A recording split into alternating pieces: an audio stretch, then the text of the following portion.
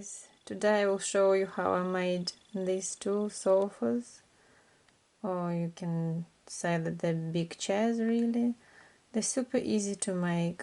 I'll show you what you need and give you some tips how to do things, though something might be obvious, but in fact when you come down to do it you find there is lots of fiddly things to this project.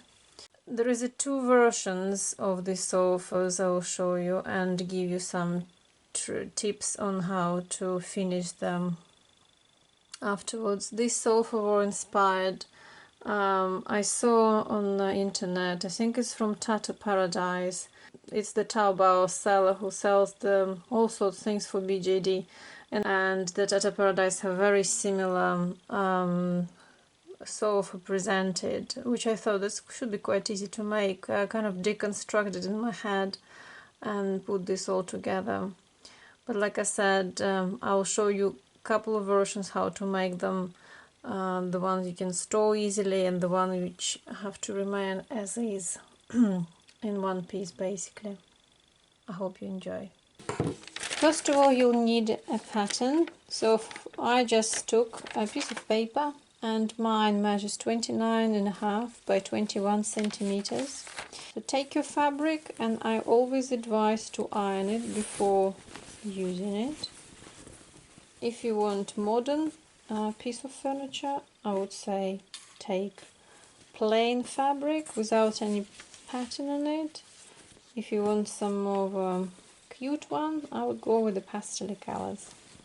Or if you want some old-fashioned one, and possibly need to go for something more flowery. It doesn't matter which way your fabric stretches for this project, though if it's stretchy fabric I would go with the same way for all the pieces, but if it stretches if it's just a cotton, it doesn't really matter.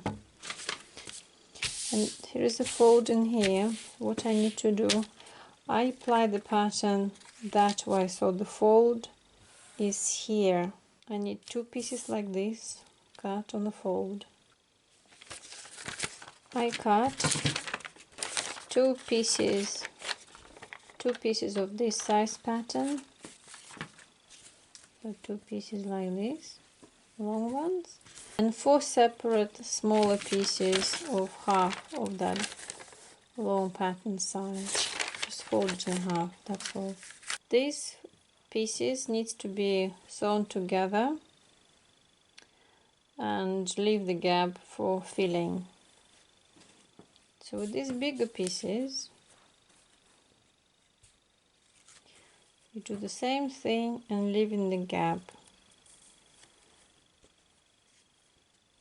somewhere on the side, not on the top, not on the bottom, on the side. For these ones, the smaller ones, really doesn't matter where you leave the gap, but I will be consistent and leave them opening for the filling on the same side. So I stitched it up. I left the opening here in the big one and openings, small openings in here.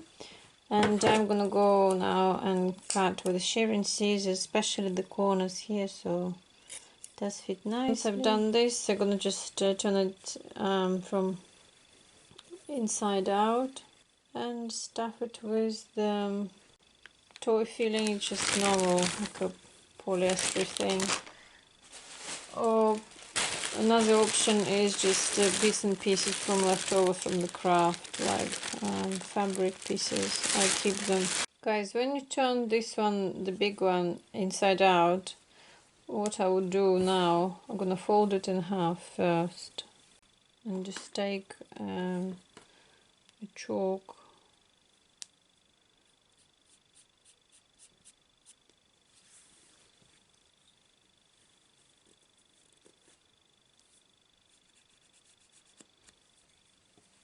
and mark the middle.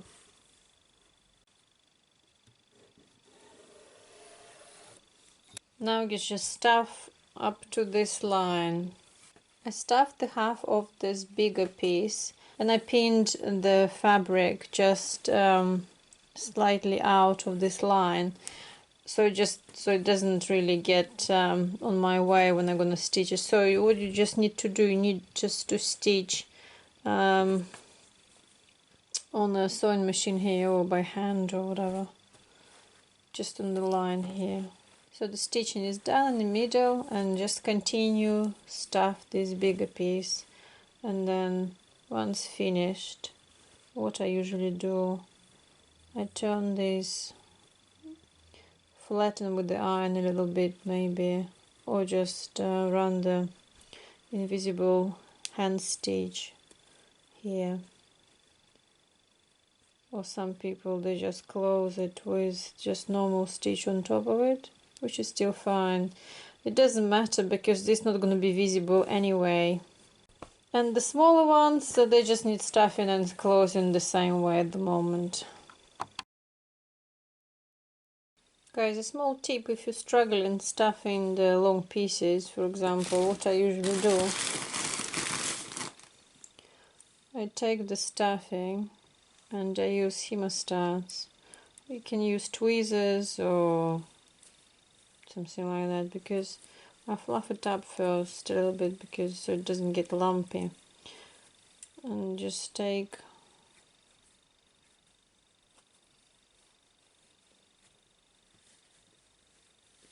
and pass it in. It's much easier than do it with the hand or with the end of the brush or something.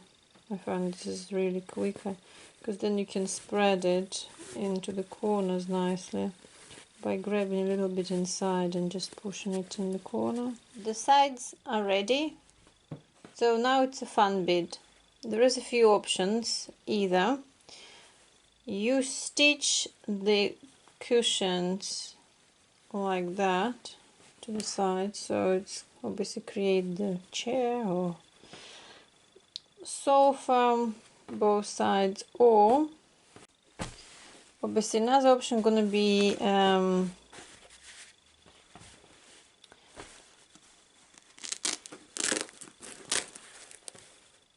velcros.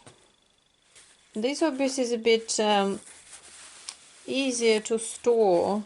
I mean, you can disassemble the whole construction and you can store it and then use it as a cushion separately anyway, for other projects or for other props. And by the way, so this is a bit heavy sofa because it's made with the leftovers of like scraps of fabric, and it creates actually more sturdy construction. This is a second option with the velcros in, and the way I connected them with just a hot glue gun. Another option is, there is option number 3, snaps. And 3 snaps here, obviously it depends on the size, but it's advisable, and the same here on the sides.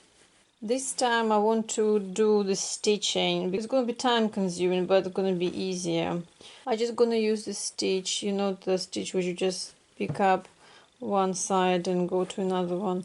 I think my sewing machine can do that as well. I need to figure out the stitch for it. But it's going to be quite complicated because this is bulky. I stitched all here and here from this side, so it's easy to do. It's just time consuming by hand, but like I said, on the sewing machines will be quite tough to do. What? The cat is meowing. And I made these cushions for it as well.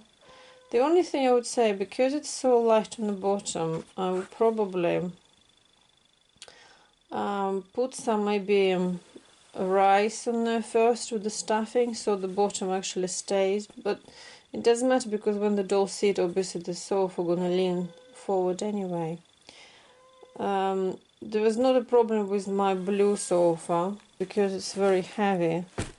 The reason I explained previously, because I stuffed it with leftover fabric and scraps. If you've got any questions, if something wasn't clear, please comment, and I will always respond to